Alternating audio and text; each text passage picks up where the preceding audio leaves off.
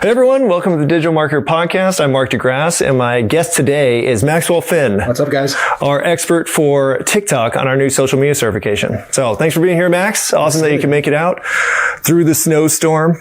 Epic snowstorm. As somebody lived in Boston for years, this is a joke. It's like, for everyone watching right now, it's literally like a little sprinkling and a little cold, a little icy. And I saw like 25 accidents on the way here. It's the craziest thing ever. Well, you know what's funny is last year we had Snowmageddon, which was like a week or 9 days or something where it just snowed a lot. And that was really bad. This is not that bad, but people are reacting like it is. So there's skidding off the road and it's just like, just slow down. Everyone was driving blinkers on. It was the weirdest thing ever. It's like, it's not snowing and it's an emergency. But everyone is driving the highway 20 with the blinkers on. It's like in Florida, it happens occasionally for new people in Florida. Oh, okay. Because of summer, it's like a monsoon every day. It that freaks you out. And so some people like aren't used to it. Like they'll literally come to like a stop on the highway and like hide under the overpasses. And I'm just like, we're just going. It's a normal day. It's fine. Do you see a tornado? Exactly. Yeah, in California we had earthquakes, and so I grew up with them. And even when my wife and I had a house, and there was an earthquake, and the shutters came open. This was like middle of the night. I'm like, "Hey, babe, there was an earthquake." She's like, "It wasn't even like a 4. Like, shut up and go back to sleep." Also, or no, I don't care. It's like, yeah, I'm like, we have kids. No, it didn't matter. But no, that's, you get used to stuff, but not ice here in Texas. Nope. So thank you for coming. Of course. And I'm glad your flight didn't get canceled. Very lucky. I just got a text actually. So my 2 other partners are coming down for the event we're here this week. Both their flights got canceled tonight. So I literally just made it. Oh, it was a blessing that you came for doing our cert content. So thank you for that. Okay. All right, let's get into TikTok. Let's do it. So I figure the best thing we can talk about, because we have a lot of marketers, a lot of agencies that listen to the podcast, and a lot of people are still resistant to getting onto TikTok. And I think it's a variety of reasons. Mainly, I think they're just being lazy. So let's talk about why they should get on TikTok, kind of dispel some of the myths that they probably have that are justifying their absence from TikTok, and maybe just how to get on in the first place. Yeah, I think the biggest thing comes down to, and I've dealt with this throughout my entire career, right? There's always going to be new platforms that pop up. There's trendy apps that blow up. There's, Clubhouse was a big one, right? So all of a sudden Clubhouse was everything. Everyone was talking about Clubhouse. And then it just kind of died off. It still exists, but it's not what it was. It's not the hot trend. And so a lot of people, I think, look at things. So like, okay, Facebook, Google, those are real. Those are here. Amazon also, right? It's like, these aren't going anywhere. These are been around for a very, very long time. I look at 2 things, right? To determine whether I want to invest in something.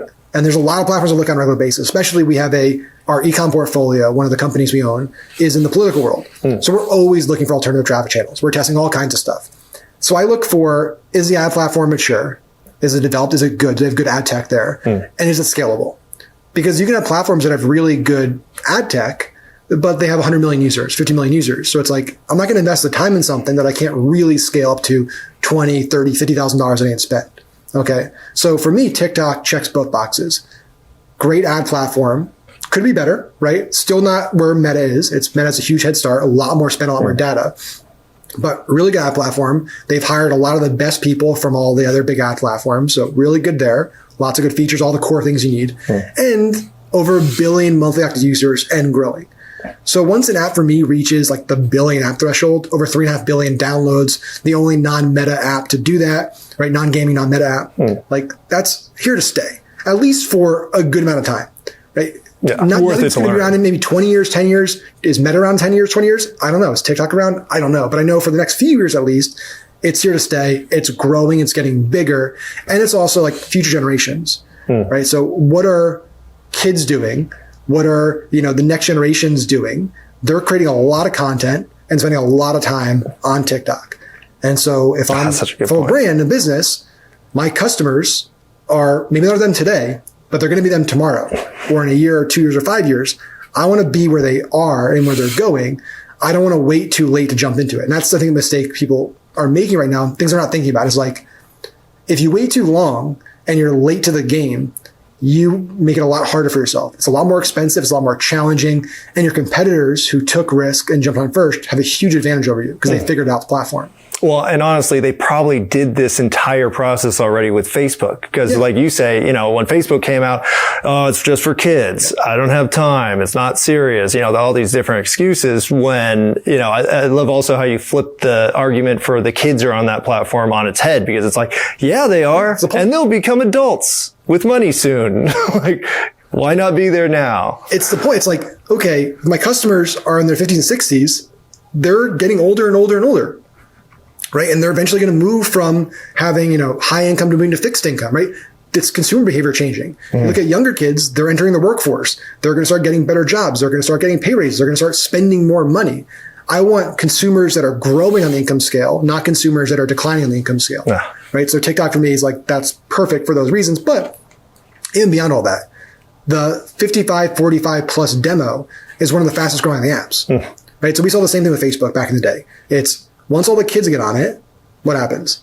Parents want to get on it because they're like, what are my kids doing? So they want to spy on their kids. And then they get hooked on it. They're like, this is really cool. And then what happens? So you have the kids on it, the parents on it, grandparents want to get on it. What are my grandkids doing? What are my kids doing? So that's what we're seeing with TikTok. Once you have all the kids on it, the parents all get on it, and then the grandparents all get on it. Right now with TikTok, because we'll go in and we'll look at an ad manager. You can type in, the age brackets. So you can select different age brackets and it'll show you what the audience size is. Oh. Every few weeks, it gets bigger and bigger and bigger. I think last time I checked, the 55 and up demo was over 9.5 or 10 million people in the US English speaking, right? So not just worldwide, like US English speaking, 55 and up. And it continues to grow. Oh, that's huge. Well, I love how you touched on all of the ad points and why marketers should be on there. But also, I do content. Yeah. So I look at content on TikTok. I'm like, this is incredible. Yeah. Like the amount of videos I see, like per, say 10 posts that I look at that I actually watch and enjoy and save. Like I'm curating content on TikTok now into like 50 different folders because I'm going to go back to it at some point when I need it. I've never had that experience on any platform ever. Yeah. The metrics are off the chart, right? You look at, we talked earlier about like some stats and metrics and you look at, I think it's like 95 minutes globally is the average amount of time per day users spend on the app. It's an hour and a half. It's incredible. An hour and a half on your phone in one app is really, really difficult to like wrap your head around, like how hard that is to do with all the competition you have. Everybody on their phone has every TV, movie, book, podcast at their fingertips, every website, but they're choosing to be in this one app for 90 plus minutes a day. And it's way more. I think it's like 4x Snapchat. It's about 2x Instagram and Facebook, about 3x Twitter. So the metrics are off the charts there compared to other apps. And yeah, it's like organically, I want to be creating content there as well. It's not just the paid side, it's the organic side. Because again, like you can build up this massive advantage over a competition because they're probably going to be even later to the organic game. Yeah. Because most businesses are already pretty lazy when it comes to organic content in general. Like the average small business means such business. They're looking at social purely on the ad side. Yep. It's like, I'm going to do the bare minimum on the content side. I'm going to put all my resources on the paid side. So they're going to maybe get on paid on TikTok, but then they're even going to be slower to get on organic. So if you can do both, massive advantage. Huge. Yeah. Well, and I think for, there's not many advertisers, which we talked about during the certification too, where it's like, hey, if you want something that makes your agency or your marketing profession defined, then TikTok is probably the safest, new age thing that you can do. Yeah. It's, I've been doing this for a long time, the agency stuff. So I started my first agency a decade ago. And so I've done the large agency, the full service agency. It was one of the first things I did was we met Kevin Harrington from Shark Tank and we started, my partner Jeremy and I started a company with him called Quantum Media. And we ran that for 3 years. And it was an amazing experience. We built this kind of full service agency, multiple offices, overhead, all that stuff. Like we did it that, and we had, our challenges and issues. And it was like, we want to do more boutique. And then we did, the boutique thing, premium, ultra focus on one specific ad channel. And so I've done this a lot. I've never seen the level of demand with the TikTok agency than I have like the last year and a half. It is the easiest thing in terms of getting clients. So if you're an agency owner or thinking about starting an agency, maybe you're just like a media buyer and want to start your own shop. Like, okay, what can I do? I can go Facebook. I can go Google. I'm not saying don't do those things. I want to make that very clear. I try to make this clear in all the content I put out nowadays. Like, this is not an either or. This is not a mutually exclusive thing where it's like, or just like a selective thing where I need to be Facebook or I need to be TikTok. Or TikTok works, so Facebook doesn't work anymore. It's not the case. Facebook, still the juggernaut. Google, still the juggernaut, right? It's still really big. You need to be there. But if I'm looking like, how do I stand out? How do I compete? Because not only are you getting onto a saturated market like Facebook, but you're competing against people that have been doing it for years and have massive influence, massive authority. That's who you're competing against. So unless you go like really niche, where it's like, I'm going to start a Facebook ad agency for, chiropractors that are looking to like teach or like very specific things. One state. Yeah. Where you can just like, dominate that market, which is fine. Nothing wrong with that. That's also a great strategy. You need to look at like, where are the other places that don't have as much competition, but the growth is happening. And for us, it's been TikTok. Everyone wants it and at least wants to experiment and explore the platform. Yeah. Well, I think if, one of the points that you make in the certification that I love is that you don't just get on there and start posting ads and then be disappointed when they don't work because you don't understand how TikTok works. And it's very unique. It is. It's really different. And this is, again, big challenge. We have a program that teaches people how to do TikTok. We have a big community. And so people get in there sometimes, newbies are like, hey, I just don't think TikTok works for my business. I spent $1,000 and I didn't make a sale. Or I lost $500 or whatever. It's like, first of all, you need to get things more time. Like, you can't just say, like, I ran ads for 2 weeks and it didn't work, so the platform doesn't work. Because the chances are you haven't tested, you've tested 2% of what you need to test. You haven't built any data, no learnings, no signal data. There's all kinds of issues. But beyond that, I'll ask people like, well, do you use TikTok? And usually they'll say no. And that's a problem because the content that works on the ad side is what works on the organic side, right? It's like hyper native content performs really well on paid. If you don't use the app, you don't know what works on the organic side. So how do you know what works on paid? So what ends up happening is you're taking what works on Facebook or YouTube or other channels and forcing it into TikTok. And it doesn't fit. I can't tell you how many ads I still see where it's like, it's a YouTube dimension. It's like landscape, or it's a 1x1 with giant black boxes. It's like, it feels so out of place. Now, there are times and places where doing that intentionally for pattern interruptions actually can work. We talked about that in a cert. Like, there's certain things you can do with the intention of stopping the scroll, knowing that's like a pattern interrupt to grab their attention. But like being lazy, yeah. But like being lazy, people are going to sniff that. They're like, this is just a Facebook ad that's like crappy, and it's like no value. It's not entertaining, not educational. It's just a pitch, and nobody wants to see that. TikTok definitely doesn't want you to run ads because you're hurting all their metrics. The whole feed, right? Yeah. So they don't want people leaving the app. They don't want people staying on the app. So if your ad calls people to leave the app, guess what? You're paying a lot more than your competitor who's keeping people in the app. Well, for me personally, like I rarely buy any ads that I see online because I'm like, they're targeting me for X, Y, and Z. But on TikTok, I've actually bought stuff, stuff from a brand I didn't know, which is even more incredible because I don't usually do that either.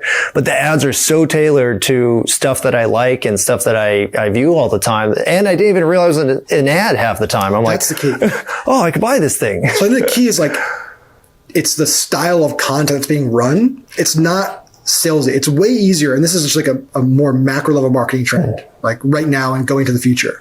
It's just an opinion, but it's also based on data we have a pretty large agency and info product business that like the days of being able to just throw up like an image for your dropshipping product and say like gadget X does Y, 50% off, link with emojis, like that really doesn't work anymore. No. Right? What works is if you can create content that's entertaining, educational, valuable, informative, that people actually want to watch. If your primary goal, like the lens you look at ad creation through is this fun? Is this engaging? Is this valuable? Somebody get able to win from this at any level. If that's the lens you look at, you get better results because people actually watch your stuff and they talk about your stuff and they tell their friends about your stuff. Right. And so that's the key, I think, with TikTok, like why a lot of brands have done very well on it is they're finally created a platform where like people that are really good at content can actually make money, because that content translates really well to the ad side. Well, I love how you say good at content, because I think in the right context, because most of the time people think of creatives and they think of like, the flashier, the better, the bigger, the better, the bigger, production, the better.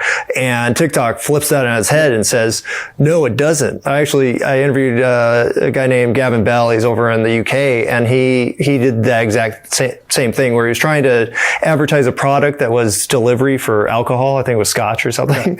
And the ad that he created was basically his girlfriend putting the envelope through the door, and it falls on the ground, and then he picks it up and opens it and drinks the scotch or whatever. And that was the ad. It crushed. Yeah. Which, if you said that to somebody who's in traditional marketing or traditional like commercial creation, they'll be like, so offended probably.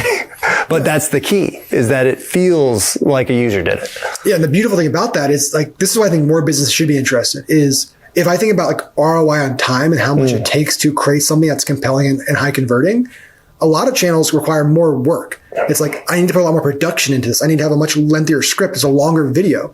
With TikTok, what works for most brands is raw, iPhone out, direct to camera, POV, like not overly scripted. Even making mistakes and fumbling and stuff actually can work out to your advantage because it feels real, right? Because when I'm looking at my feed, I see real people acting authentically, and real people make mistakes. Real people aren't polished. Real people shoot things like it's not centered correctly, right? Like that could be put into your ads. So it makes it a lot easier to shoot a lot of ads really quickly. You don't need all the fancy editing. You don't need all the fancy equipment and stuff. You can have those things, but you don't need them. Yeah. Well, I think it is industry specific. So if you're selling cameras, then I expect you to have some really cool stuff on there, that I haven't seen before. But most businesses don't even need that.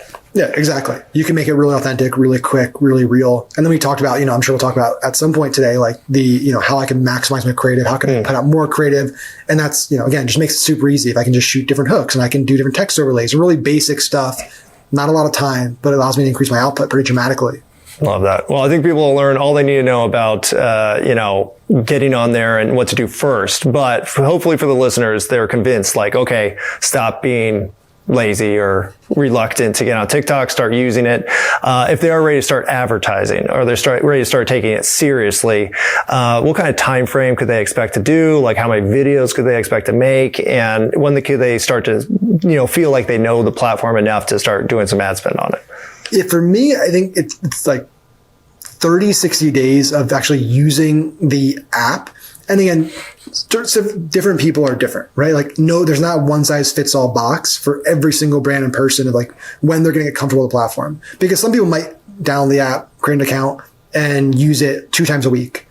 So again, that's going to take a longer period of time. Some people might dive in and be like, I'm hooked. I'm creating content, watching content every single day. I'm doing lives 2 times a week. I'm doing 2 videos a day. Like that person is going to be ready for ads much quicker because they're getting more reps in, they're getting more feedback in right from the community. But typically it's like a 2-month process for a lot of people to like really get immersed, figure out what their kind of core demo likes seeing, what they engage with, getting familiar with, shooting things like duets and stitches and using effects like green screen videos and doing trends and feeling comfortable in those settings because they're not natural for a lot of people. So I know it's like authentic and real, but it's also like videos where it's you typing and like a text wall or something where there's music playing. Like some of this stuff isn't the same as you might create for a Facebook post or YouTube video. It may be a different format. So it might take you, a lot of reps to get comfortable shooting this stuff and feel okay, not like self-conscious about it. Now, I did hear from, I think it was Rachel Peterson I talked to last year about TikTok. And she was saying that, when you first do your first 2, 3 TikToks, the algorithm actually gives you a boost because they want you to keep using the platform. What do you recommend in terms of the first batch of videos that people make if they're like, okay, I have a big brand. I need to make sure that this is considered good, on TikTok, not just good in general in terms of marketing. What do you recommend they do in terms of those first 3 posts? Yeah, so Rachel's 100% right. And that's actually, it happens to every platform. It's a smart move. So any new platform that's emerging, what they do is they make the early adopters get really good results. So they get the dopamine, like this is really great. And they want to do more of it, right? So that's like kind of growth hacking 101 for social media companies. In terms of like, what should my first 3 videos look like? I think the best way to position yourself for success and make sure you're like best foot forward is before you do that, spending time on the research side of it. So we talked about like the 007 method, how you do basic research, right? So you go into the app, you actually go to search, you're searching for relevant keywords. You're searching for what are the most common questions that your target audience is searching for on the app, because TikTok is becoming more of a search channel, more of a discovery platform. So search those. You can filter in the top right. You can filter by most liked. You can filter by specific time frames. And you can see TikTok's going to show you like, here's the best TikToks in the last 7 days, last 30 days for this specific keyword, for this specific search term. And you can watch like, what trends are they using? What styles are they all using green screen videos? Are they all doing reaction shots? Like right now, reactions are really popular. So like reaction videos. Somebody like looking at their phone, they'll record their phone. So it'll show up on the bottom left of the screen. So it basically shows what they're watching. So they'll watch, a 5-10 second clip of something controversial, put the phone down and they'll discuss like why I think that's wrong. Like I did one last week that did really well. It was like Mark Cuban, Dave Ramsey talking about why credit cards are bad and why like you don't want to be, if you use a credit card, you don't want to be wealthy. And I was like, I think that's a pretty bad like blanket statement. I had the concept. So I watched that video, reacted to it, and like you're playing on celebrity, big people recognize that. It makes shooting contacts a lot easier too, because you're not coming up with the original, like whole original angle. It's like, here's a popular trending video that I'm going to play. People recognize it. And it's me just reacting to it, which is like a very natural thing. So you'll see things like, okay, I'm noticing that like, look at 20 videos, 5 of them were reactions. Yeah. Okay. So people are really resonating with that right now. Or I'll see, 5 on a specific topic. We talked about, AI, right? And ChatGPT and how I worked that into one of my hooks, right? So it was like showing my screen, recording, asking a question, going to the rest of my ad. It's like, okay, I know people are talking about this. People want to see it. People are really engaged about it. When people see that screen, they recognize it. I'm going to use that. There you go. So it's really about just like doing the research, studying, incorporating elements of pop culture, current events, and then obviously like in platform, any trending sounds, any trending challenges, things like that. That's going to be the best shot. But I wouldn't get overly concerned about it. Like I don't think this is the reason why I think a lot of people don't start on things is because they think that like if I don't start with a really strong foot forward, it's going to torpedo me. And like the chances are, the first 3, 5, 10 videos you post probably are not going to be good. And like, I wouldn't let that stop you from creating in the first place. Because guess what? The 11th video is going to be better than the 10th video, and the 12th is going to be better than the 11th. And you're going to get better. And by the time you do your 30th video, you're going to be in a much better spot than when you first started. And so that's really the only way you get good at this stuff is by doing. So again, you could research and you can get a lot better by just studying. But until you actually do, it's like, you're in the fitness industry, right? For a long time. It's like, if losing weight just required knowing how to lose weight, everyone would be in shape. If I could read a book and it tells me how to diet, I know it. But like the only way to lose weight and get in shape is you actually need to go to the gym. You actually need to diet. Like you need to actually take action. And so same thing with this. It's like you can study all you want. You can learn all you want. But until you actually like put in the reps and create videos, fail a lot, and then understand why you failed. And then when you hit, understand why you hit. It's like, this worked because I tried this one thing. I opened up with this really like attention grabbing, polarizing question. And like that went crazy. So I'm going to do more polarizing stuff in the beginning of my videos. Right? You just learn. Yeah. Well, I think everybody wants a trick or they want a hack or they want to be perfect when they start, and it's just not going to happen. No, you can't build. I've really struggled with this because it's for a long time in marketing, there has been a lot of merit to these hacks where it's like you could, like back in the day with Facebook, there were all kinds of bidding strategies and duplication strategies and things where it's like you do this and then this and then this and like you can get better results. I think what we're getting to now, especially as things like AI get better, a lot of like the hacky stuff is going to get automated because AI is going to be able to do that better than you. No emotions, just make decisions based on data. Where marketers are really going to stand out from other marketers is on the bigger stuff. The creative, the angles, the concepts, like the more macro level stuff, that's a real needle mover. So I want more people to focus on that and less on like, if I just post, like even the scheduling thing, like people always on TikTok, you see it all the time. What do you do? This is the best time today to post, or this is exactly how many hashtags you should use. And it's like, here's the thing. It's like, if you post 6 hashtags versus 8 hashtags versus 2 hashtags, it doesn't matter if your video sucks. Like your video just sucks, it sucks. Nothing's going to save it. Right. And so I think it's like getting away from the hacks and those little tips and tactics and more into just like focus on being a great marketer. Focus on copywriting, on storytelling, on attention grabbing, on scroll stopping, on elements that are actually going to move the needle for you and your business. I think those are excellent points. And now that we have this AI tool, this AI threat that everybody's worried about, it's like, no, we're going to get back to real marketing where it's like, you got to take care of your customer. You got to hook them with something interesting. You got to make good products and you got to be authentic with who you actually are. Because I think the only difference between, say, marketing 50 years ago and what's probably going to happen now is that people really care about the company. Like they care about the company, the creator, who made this thing? Why did they make it? Like all the kind of abstract components that have been lost because we went so commodity based for the last 20 years. Now that's going to we'll switch back and now you're going to have to take care of everybody. So your points are completely in line with that. And I love what you're doing with TikTok. So appreciate it, man. Keep it up. Really, really appreciate it. And we can talk if you want. I know there's a lot of other, things on the table. I know we talk about like the band and there's certain things like open book. Like we want to go down the rabbit hole. We can go down the rabbit hole. Oh, okay. Let's talk about that. So I think the biggest, well, maybe the most valid, because it isn't invalid for people to, especially marketers, to be worried. Like, hey, I don't want to get a bunch of people sold on TikTok and then TikTok gets banned in America. I don't want to do it and then TikTok, China collapses and it's just gone. And so, what do you say to those people, or what are your feelings on it in terms of that specific argument? Like, I don't want to do it because I'm worried it's going to go away. Yeah. And it's, again, totally valid. Like, I want to be also, I made this clear early in the video, but just I keep reiterating, like TikTok's been a big platform for me. I've been on it since it really started and I've talked a lot about it, but like, I'm a business owner, entrepreneur, marketer. Like, if it goes away, goes away. There's something new to move on to. But I want to be very clear. It's like, I really don't think TikTok is going to get banned for a variety of reasons. So there's like 3 big buckets, right? So number 1 is just like, people forget how dysfunctional our government is. Right? They really forget that.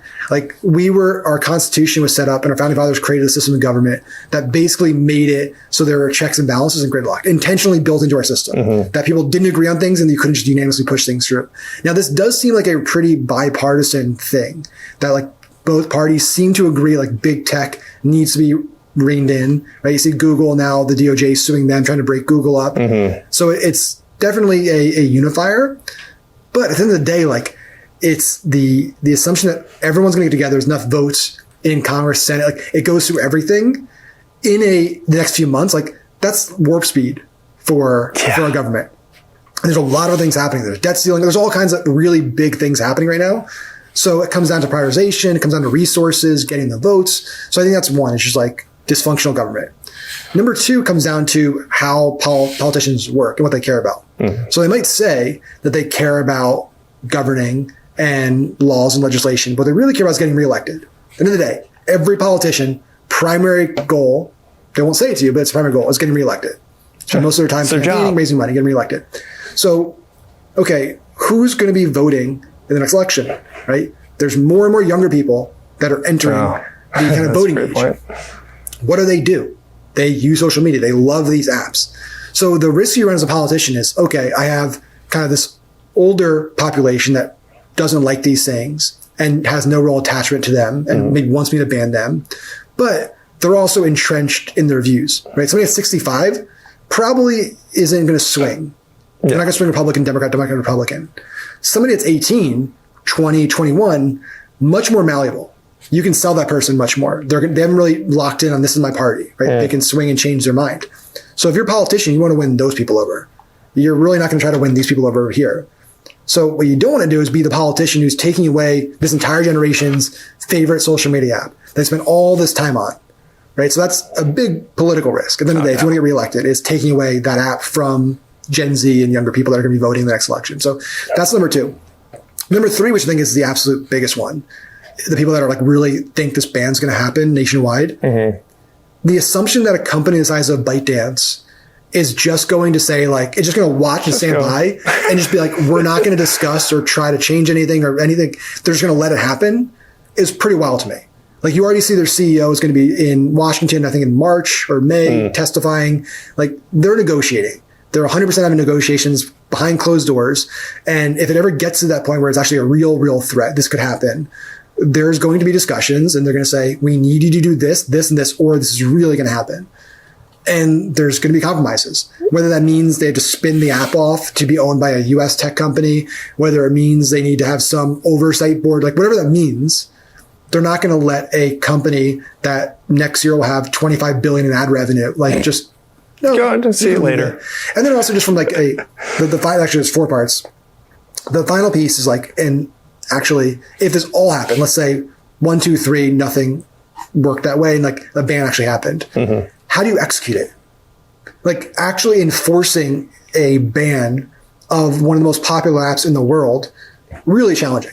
Obviously, you can have, Apple remove it, but Google and Android, like, you don't have to go through the App Store. You can kind of sideload things. You can use VPNs. Apple can't remove app. They can like basically remove the app from the App Store, which means no future updates. But they can't take things off of your device. I mean, I guess technically they could, but like, that would be a whole issue with Apple. It's like removing apps from your device. So I think from an execution standpoint, then it's like, how do you actually enforce it?